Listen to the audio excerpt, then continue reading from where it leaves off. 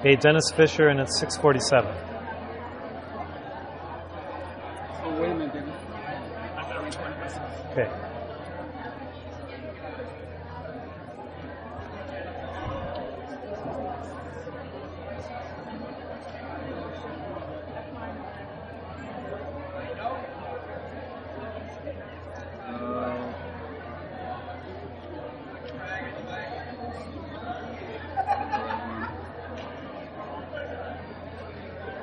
Apologize.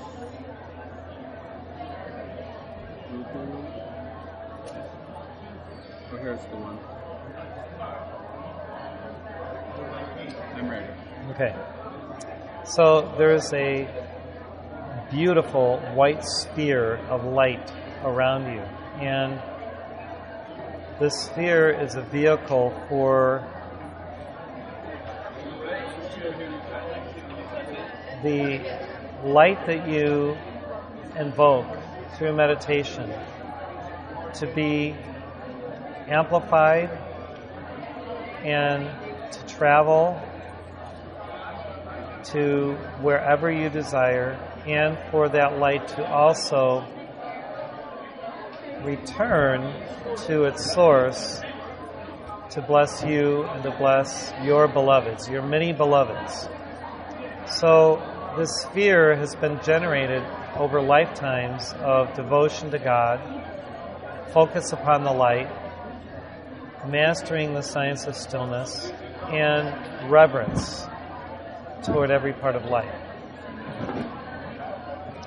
This sphere is a tangible reality. It is an actual vehicle, like not unlike a spacecraft, but it's much more powerful and more energetic, and it's a living reality and a living being. And this is from this greater sphere of light, these other orbs originate, and within this sphere of light is also beloved Carla's energy. So you've tapped into it, you've tuned into it, you've invoked it, you have reveled in it, you have loved it. And because you've loved the light is always in your service. And that's a great concept. When we love the light is always in our service. So to love the light is a sacred charge. To love the light is our work. To love the light is our calling. And people don't really think about loving the light. You have learned the science of loving the light because you love to be in the light, you love to bask in the light, you love light itself.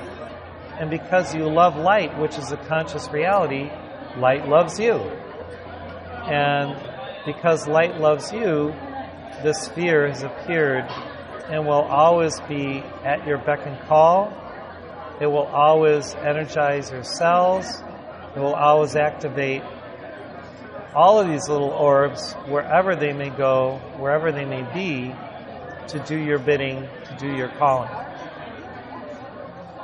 So whether we conceive of these orbs as living beings or energy packets or angels or guides or masters or whatever, it's about light and it's about consciousness. And light has consciousness. Light has an energy field. Light has a reality. And because light has a reality, as a living being, it has the authority to work its perfect work in any way that we choose in collaborating with it by permission from the light and by permission from God to use this vehicle of expression to co-create, to do spiritual work, to bless people, to send that light on a mission.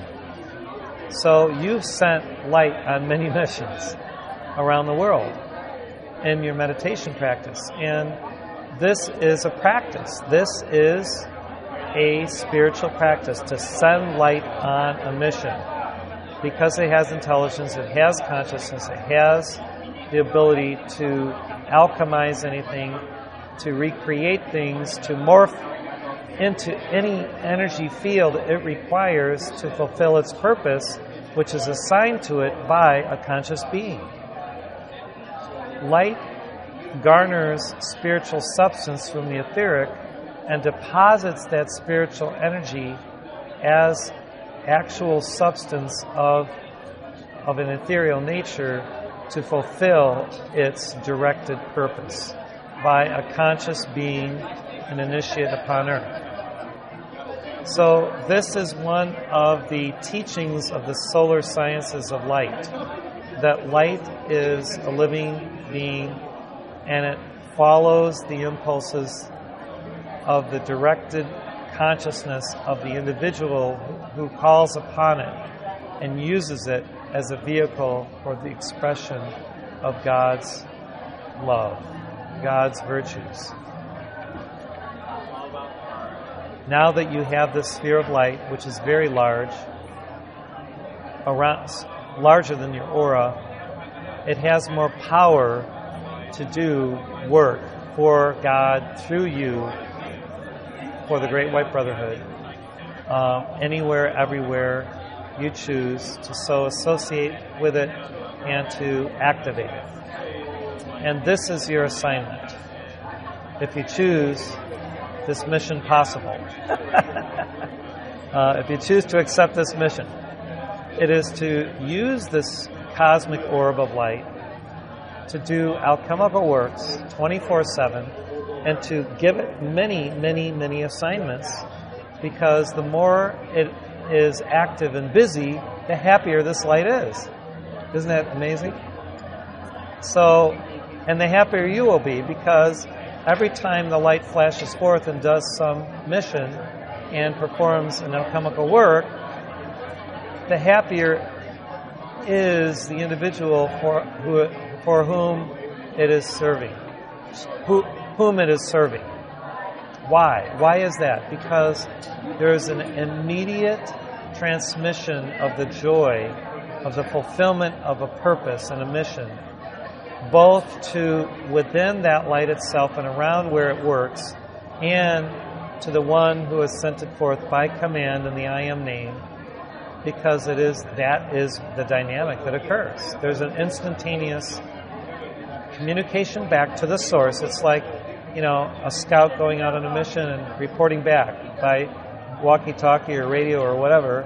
And so the light transmits back to the initiator, the sender, mission accomplished. And then, wow, there's this victory signal that's transmitted. So God expects many, many victories through your use of light to grace the earth with the beauty, the harmony, the peace of your being in association with light, to bring heaven upon earth, to bring the divine into our plane, to illumine the world, to cherish every life form, and to bring each individual to their self-realization. And the neat thing about this is that Carla is within every one of these missions as like the wonderful fairy godmother who, in The Wizard of Oz, who descends in that giant sphere, that bubble, and then appears in Munchkin Land, and they all love her.